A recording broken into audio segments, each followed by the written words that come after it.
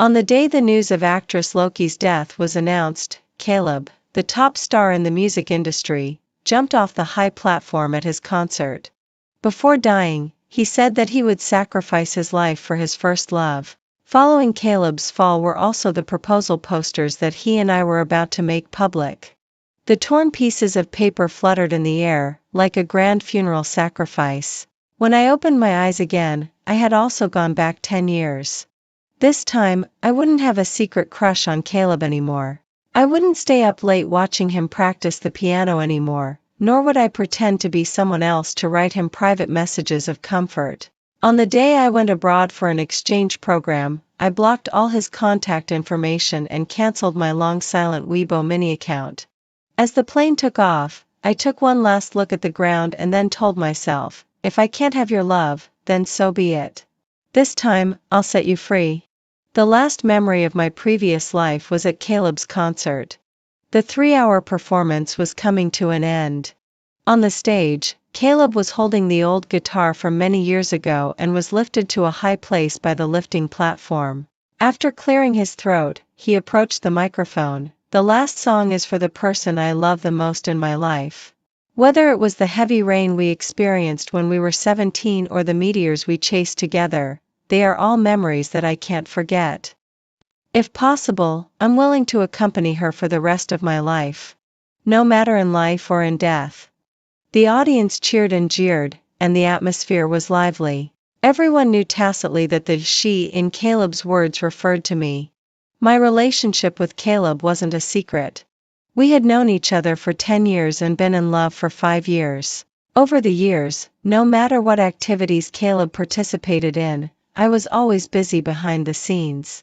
And he didn't avoid it in front of the media. Even when he was sobbing while receiving an award, he didn't forget to mention my name in his speech. People in the world all like happy ending stories, and I was no exception.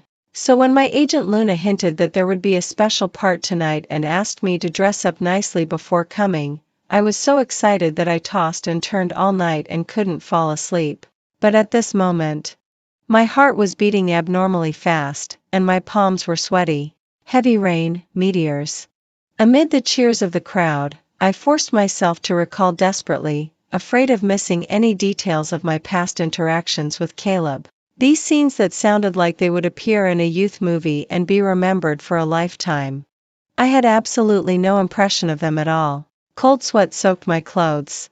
In a short while, the song came to an end. On the stage, the last guitar notes faded away. The lights and shadows in the whole venue changed. Rose petals shipped from Bulgaria flew in the air along with the fireworks, and transparent balloons rose into the sky. At this extremely romantic moment, Caleb suddenly took the microphone and said, "Life is too short. People are always bound by worldly affairs and forget the original meaning of setting out. Such a life is definitely not what I want." In the last memory, he untied the wire rope and jumped down without hesitation. The people in the inner venue screamed and scattered. In the chaos, I was hit by the fallen stage props. There was a sharp pain in the back of my head. The wedding posters that were supposed to be made public had been torn into pieces at some point. The white paper scraps fluttered in the air all over the sky and the earth, like a grand funeral sacrifice. Before losing consciousness, I remembered. Caleb said sorry at last. When I opened my eyes again, I had gone back 10 years.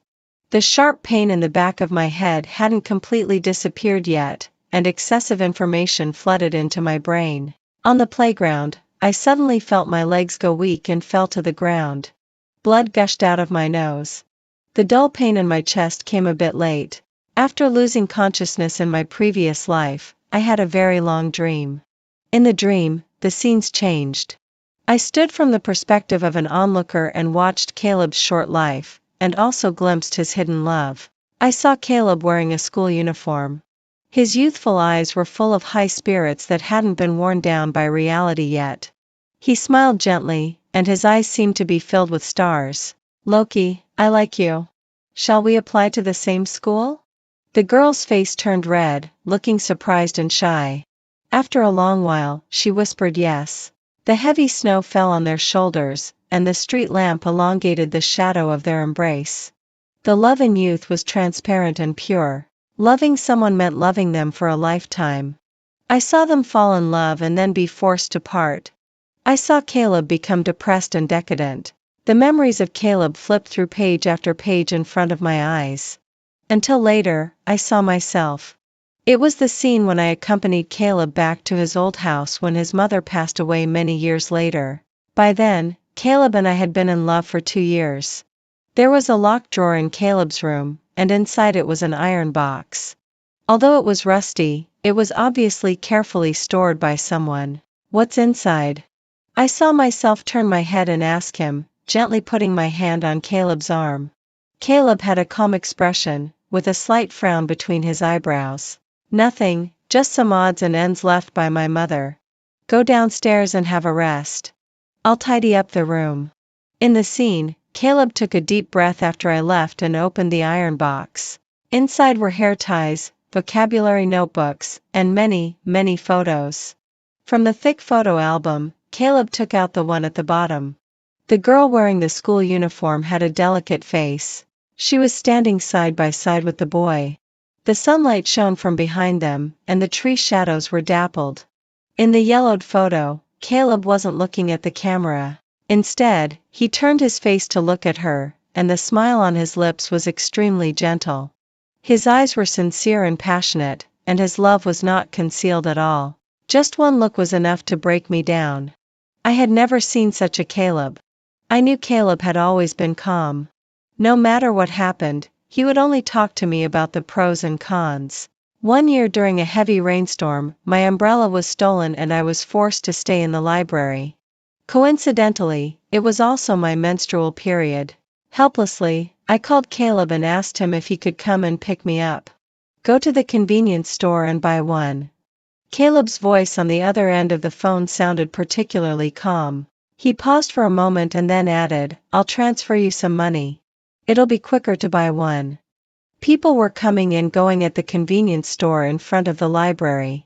I was standing in front of the empty shelves and was about to say something more. "I'm working overtime tonight."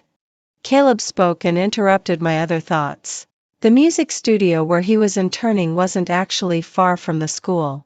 It was only a 15-minute round trip. The words, "I'm having a bad stomachache now," got stuck in my throat. I could only politely say that I was sorry to bother him and then politely said no. After that, I seldom bothered him again.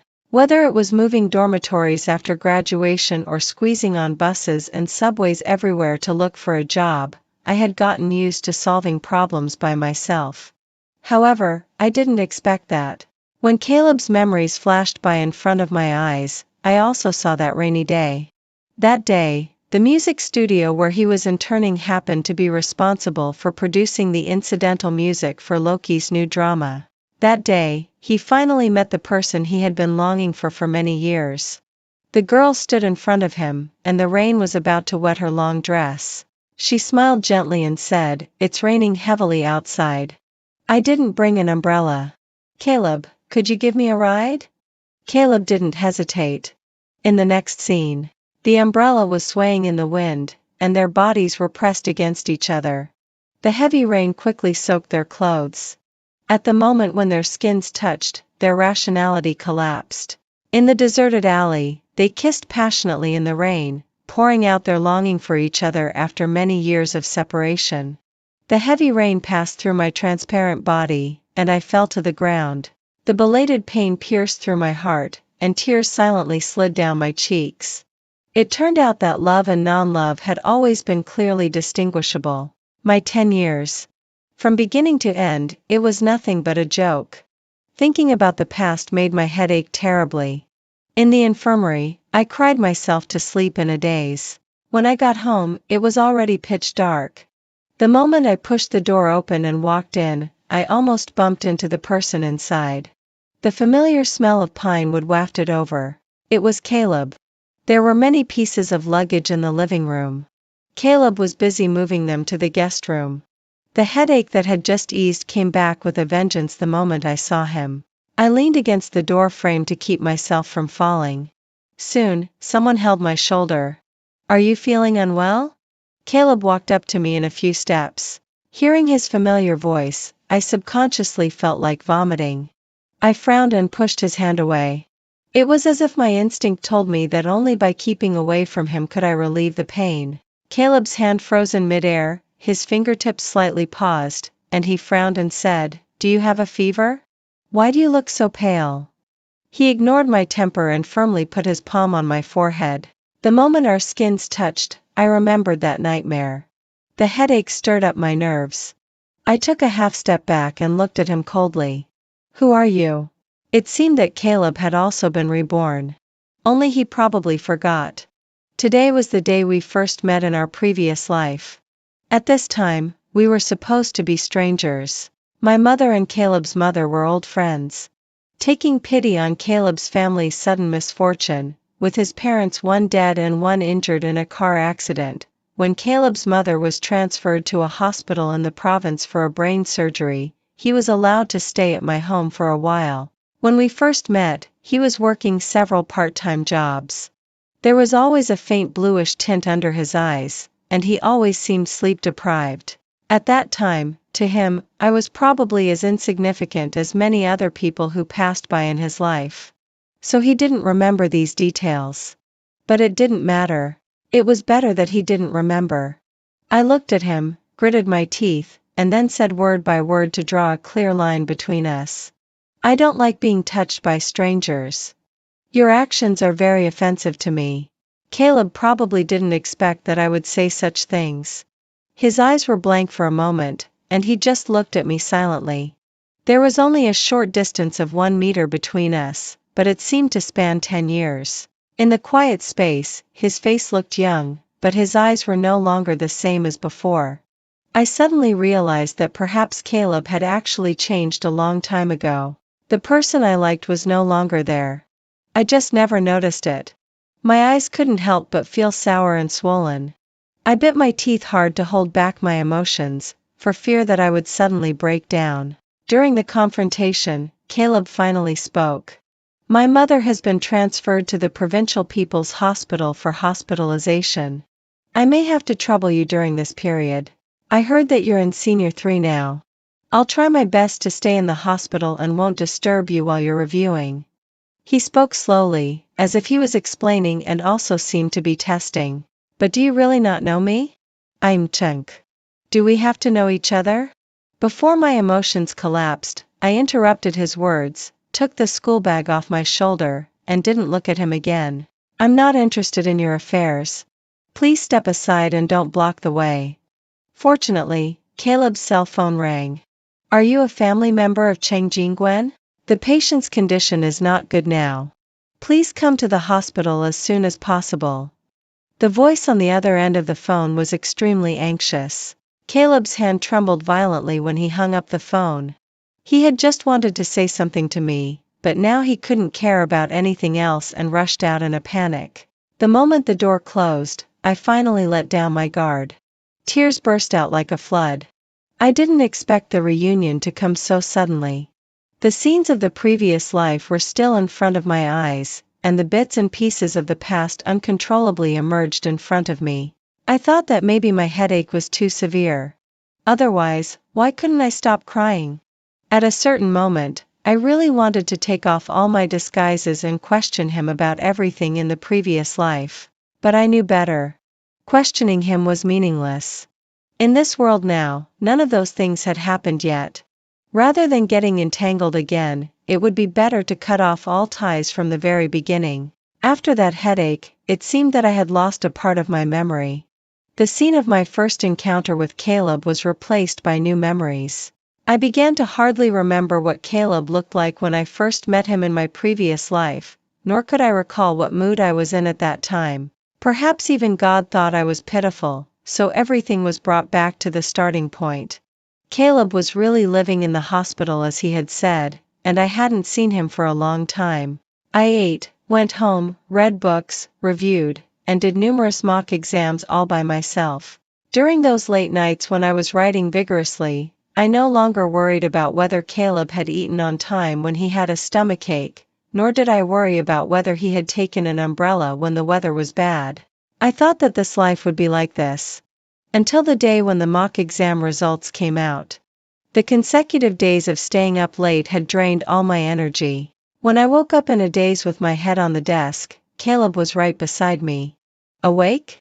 Go back to sleep for a while. He spoke in a familiar tone, marking the mistakes on the paper as if he was writing something. The light shone down from above his head, casting a shadow over his eyes. In my previous life, it was probably around this time that I fell in love with Caleb. He had excellent grades. Perhaps to repay my mother's help, no matter how late he got home from work, he would still explain the questions to me. One day, he was so sleepy that he fell asleep on the desk during the intervals when I was solving problems. The evening breeze was gentle, blowing over the pages of the book. Fortunately, this body hadn't completely forgotten the knowledge points. I could recall the blurry examination points after reading them a few times. I stayed up many nights, sorted out and summarized the knowledge points again, and managed to bring my grades back to the previous level before the mock exam. On the night when the results of the third mock exam were announced, I met Loki. The girl was wearing a long dress and standing downstairs of my house. Her long hair was loose and floating in the wind. She was so pretty and eye-catching, almost the same as in Caleb's memory. However, she didn't look happy. She had her hands folded across her chest, and her beautiful eyebrows were furrowed. I've already told you that I'm going to sign up for a tour group to travel during the summer vacation. Are you going or not? A 7-day tour group only costs 8,000 yuan. Can't you afford that? Perhaps because she was in a hurry, her voice sounded a bit shrill. Other people's boyfriends buy them bags and clothes. My boyfriend is good at embarrassing me. If my roommate's boyfriend goes and you don't, then we don't have to continue our relationship.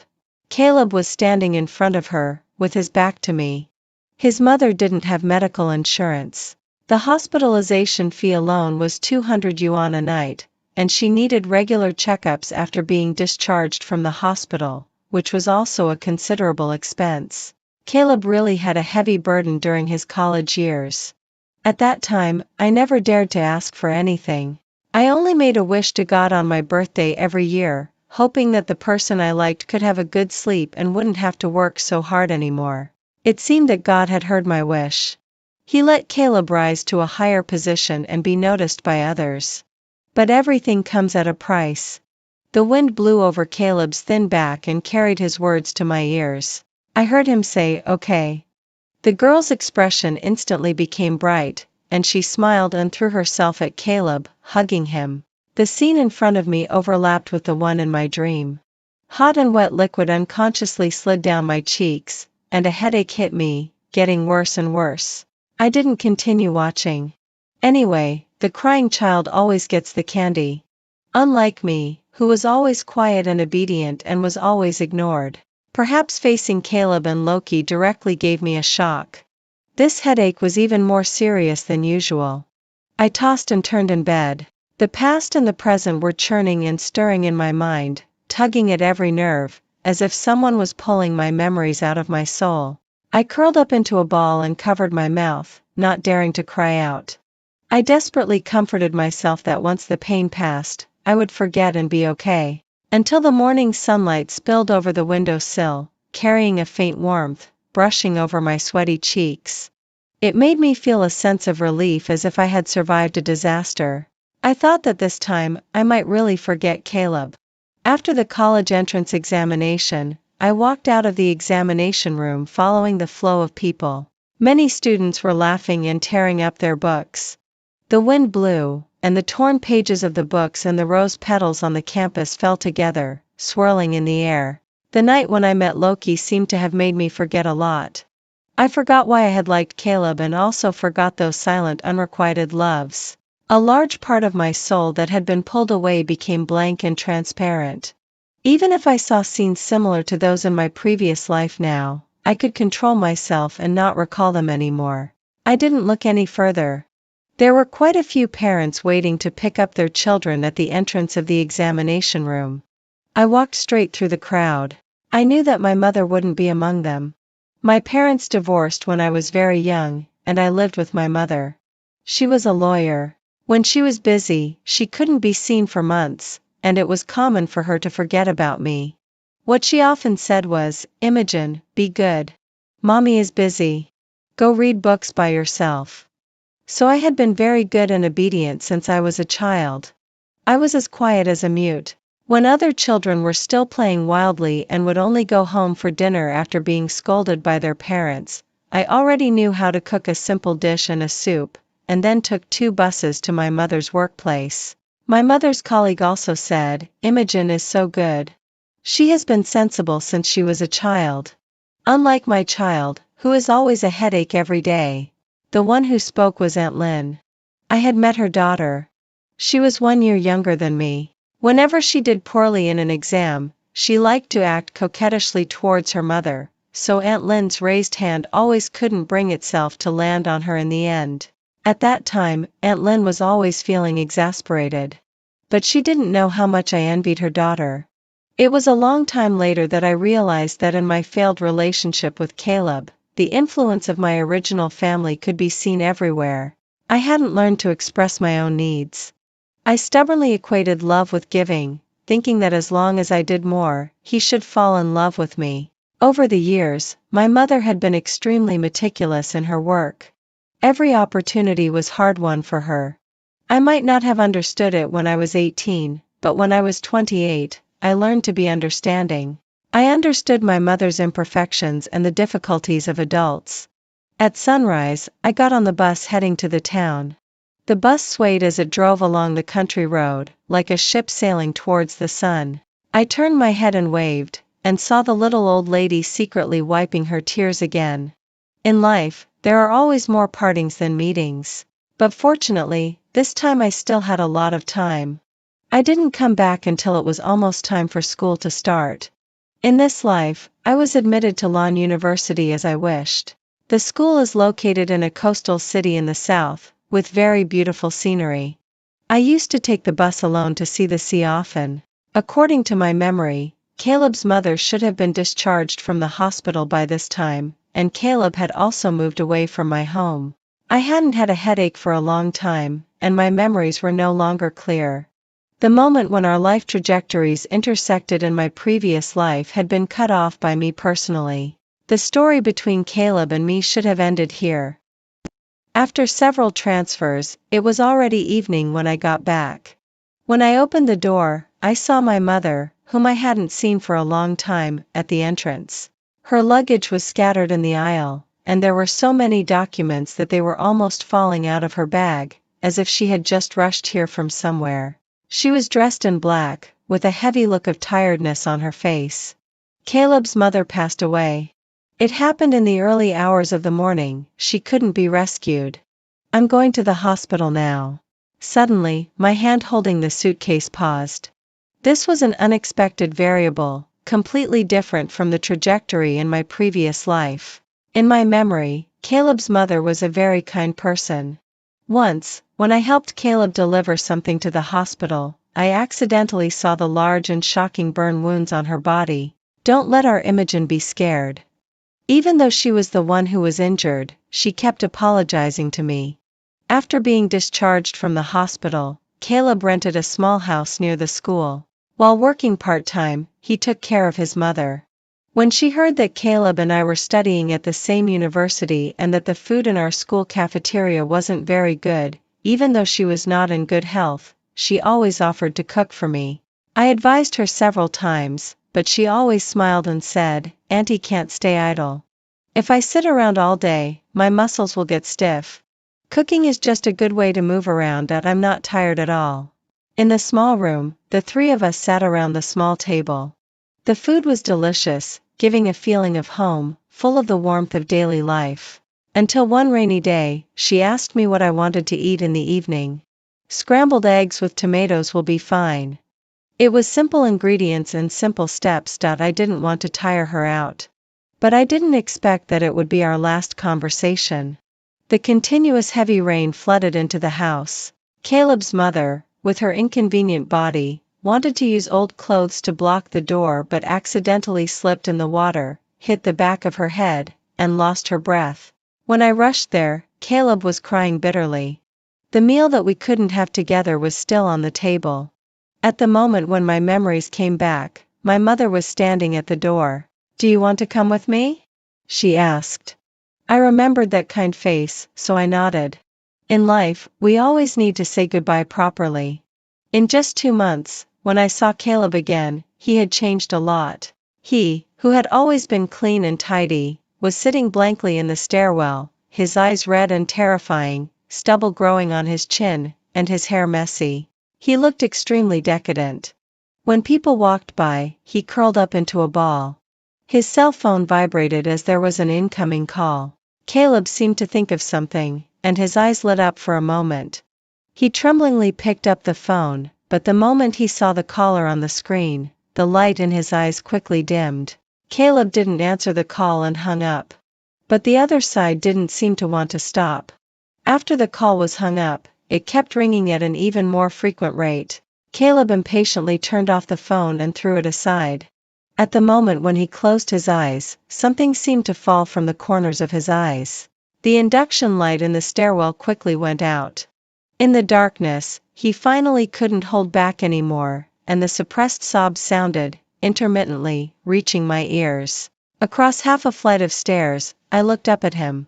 A fine pain spread in my heart, and this pain clearly reminded me that I had once loved him deeply. However, the missing pieces in my brain made it impossible for me to piece together my complete feelings for him.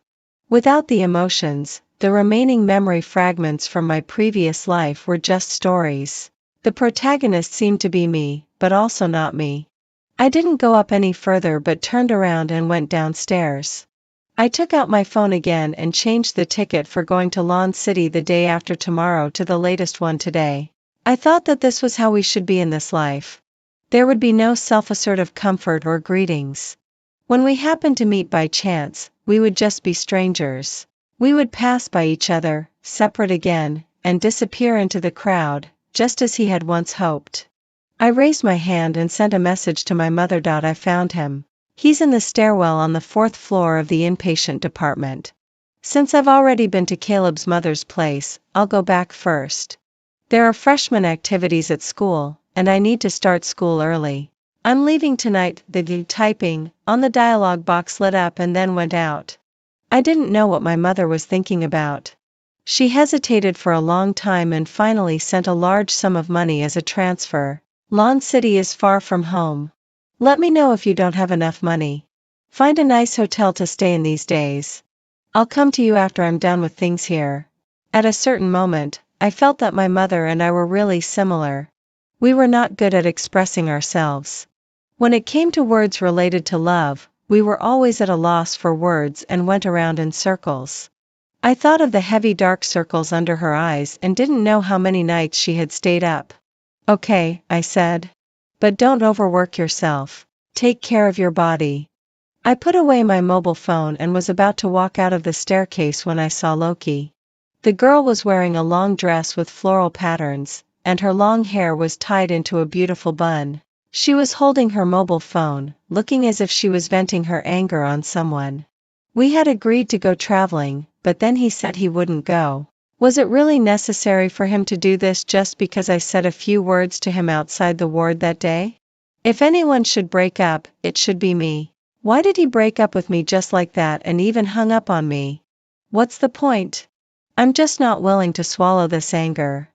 The sound of her leather shoes rubbing against the ground made a tapping noise. I withdrew my gaze and didn't look at her anymore.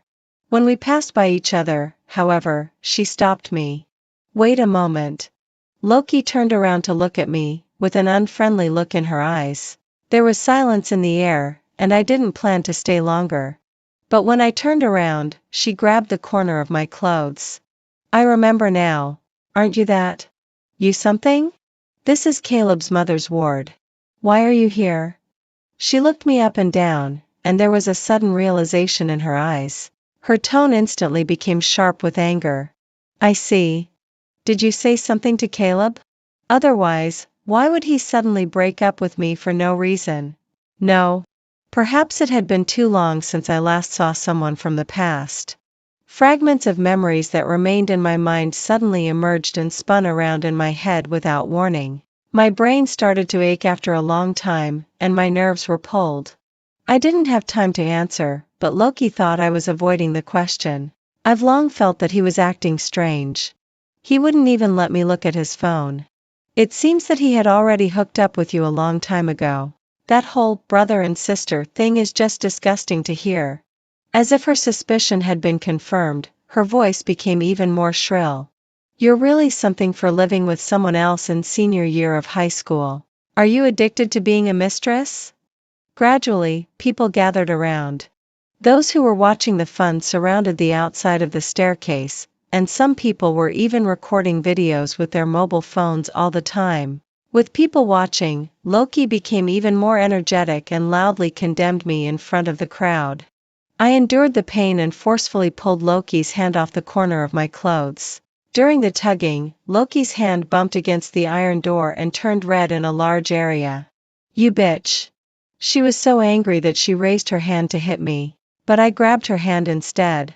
I endured the pain, gritted my teeth, and said in a voice loud enough for everyone around to hear, Caleb's mother, whom you mentioned, has passed away. It was today. So I came to the hospital to see her off for the last time. As for Caleb, I neither like nor care about him.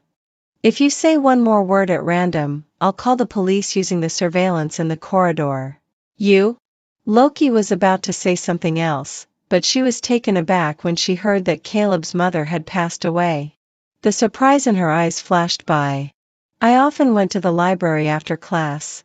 On the east side of the 4th floor, there was a row of seats from where you could see the sea. Listening to the sound of the tides always made me feel at ease.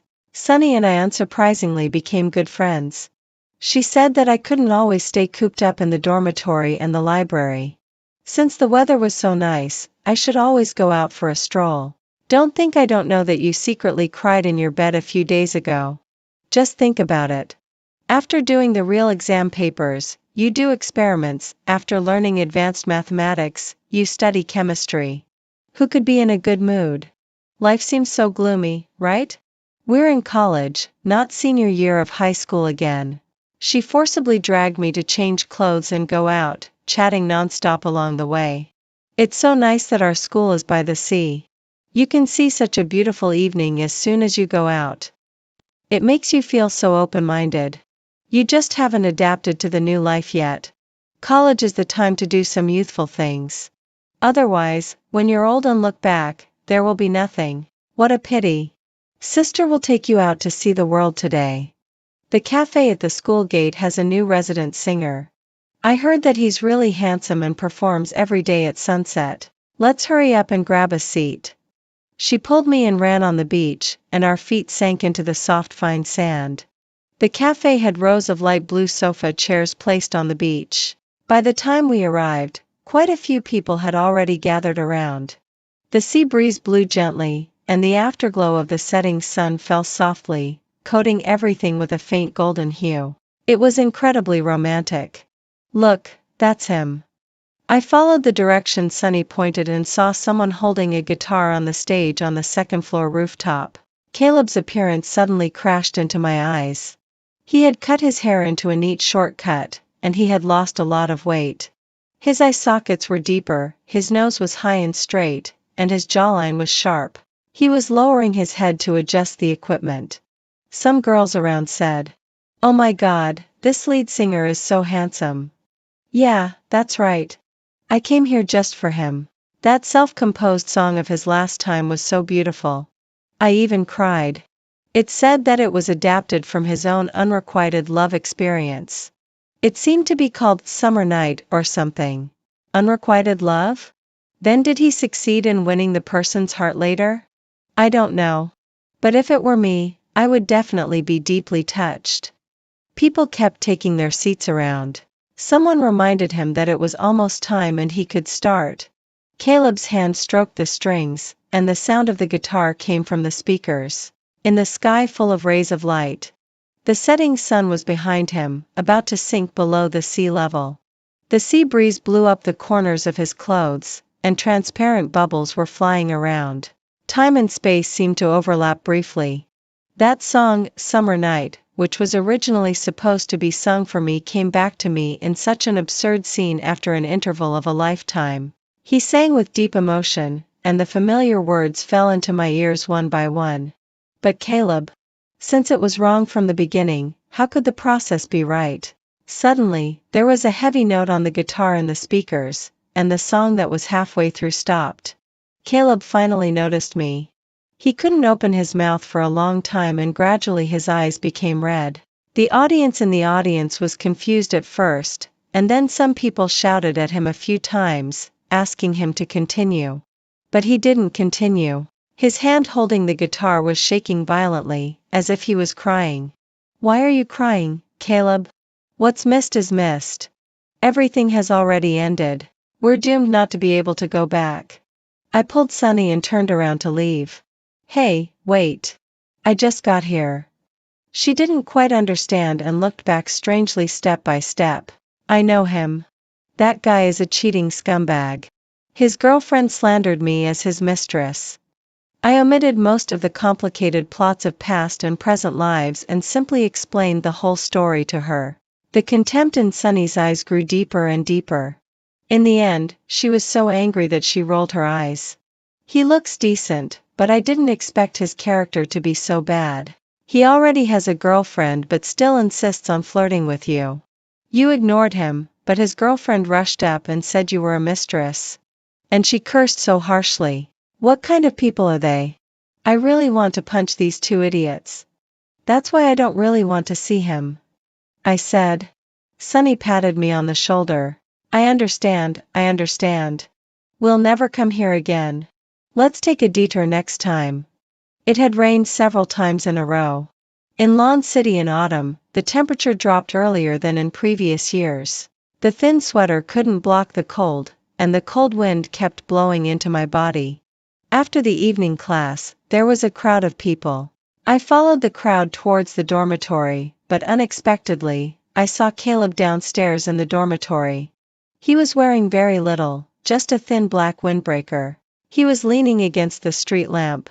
His tall and slender figure looked a bit dejected, and the red light at his fingertips flickered on and off.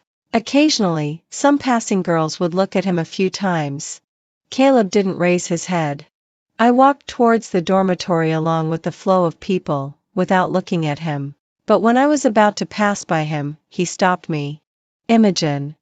He called me, his voice a bit hoarse. I didn't stop and continued walking forward. "Imogen." He called again, louder than before. "Imogen. Imogen." I ignored him, but he just kept calling me, following behind me, being persistent like a rascal. Until we were almost downstairs in the dormitory. In the crowd, Caleb's appearance was quite conspicuous. Some female classmates recognized him, and their looks at him and me became gossipy. Caleb did it on purpose. I didn't turn around, and he said, "Imogen, be my girl." "Have you said enough?" I finally couldn't bear it anymore and interrupted him, frowning as I looked at him.